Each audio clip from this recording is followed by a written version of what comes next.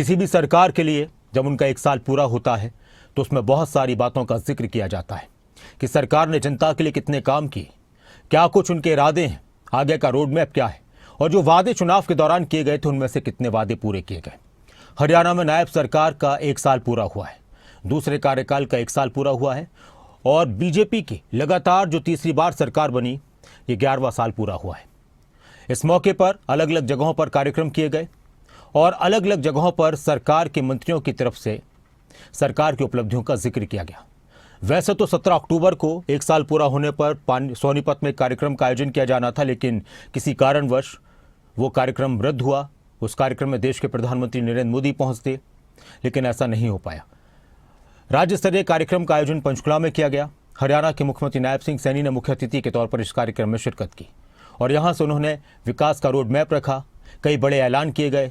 किस तरह की बातें मुख्यमंत्री नायब सिंह सैनी की तरफ से की गई, अपनी सरकार के कार्यकाल का 1 साल पूरा होने पर ये रिपोर्ट देखिए।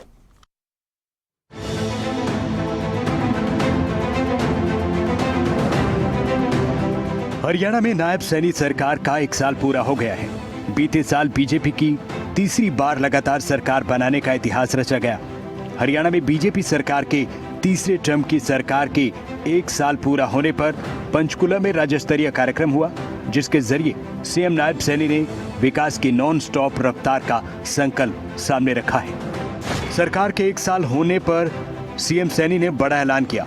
बुढ़ापा पेंशन में बढ़ोतरी का ऐलान हुआ। बुढ़ापा पेंशन हरियाणा में अब 3200 रुपए हो गई है। हमारे यहाँ देश के अंदर सबसे ज्यादा जो बुजुर्गों को वृद्धा पेंशन वो दी जाती है, वो देश के अंदर सबसे ज्यादा हरियाणा के बुजुर्गों को उनको सम्मान भत्ता दिया जाता है। हमारी सरकार सामाजिक सुरक्षा पेंशन के तहत लाभार्थियों को 3000 रुपए प्रति माह पेंशन का लाभ उन तक पहुंचाया जा रहा है। 1 नवंबर 2025 से हम इसके अंदर 200 रुपए की और बढ़ोतरी कर रहे हैं। इसके बाद नवंबर माह में लगभग हमारे बुजुर्गों को अब ये पेंशन 3000 रुपए से बढ़कर के 3200 रुपया मिलनी ये शुरू हो जाएगी। विकास की कई ऐसी योजनाएं हैं जिसे सरकार बड़ी उपलब्धि के तौर पर पेश कर रही है, जिसमें बुढ़ापा पेंशन में बढ़ोतरी, 24,000 युवाओं की नियुक्ति, अग्निवीरों को 20% आरक्षण, लाडो लक्ष्मी योजना, मुफ्त डायलिसिस की सुविधा, सभी फसलों पर MSP जैसी उपलब्धियां हैं।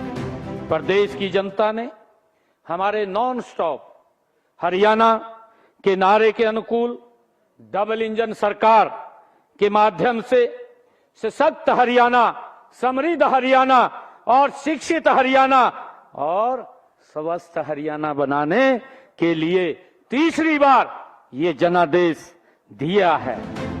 हरियाणा के मुख्यमंत्री नायब सैनी ने CET परीक्षा के लिए छात्रों के लिए करेक्शन पोर्टल को लेकर भी बड़ा ऐलान किया। सीएम ने कहा कि अब हर छात्र अपने विवरण में सुधार या करेक्शन के लिए सीधे पोर्टल पर रजिस्ट्रेशन करा सकता है। सुधार करने के लिए पोर्टल खोलने की मांग हमारे हरियाणा प्रदेश के लोग युवा कर रहे थे। आज हमारे हरियाणा स्टाफ सिलेक्शन कमीशन, क्योंकि अलग वो एक स्वतंत्र बॉडी है, उसने आज उस पोर्टल को खोल दिया है। मैं उनको बहुत बधाई देता हूं और हरियाणा प्रदेश के युवाओं से मैं आग्रह करूंगा कि आप इस पोर्टल के माध्यम से अपना रजिस्ट्रेशन करा करके उस करेक्शन को आप ठीक करें, ताकि आने वाले समय के अंदर हरियाणा की नौकरियों में आप सबको इसका लाभ मिल सके। सरकार के 1 साल पूरा होने पर सोनीपत में रैली प्रस्तावित थी, जिसमें प्रधानमंत्री मोदी को पहुंचना था, लेकिन पहले पीएम का कार्यक्रम रद्द हुआ और फिर रैली को रद्द किया गया।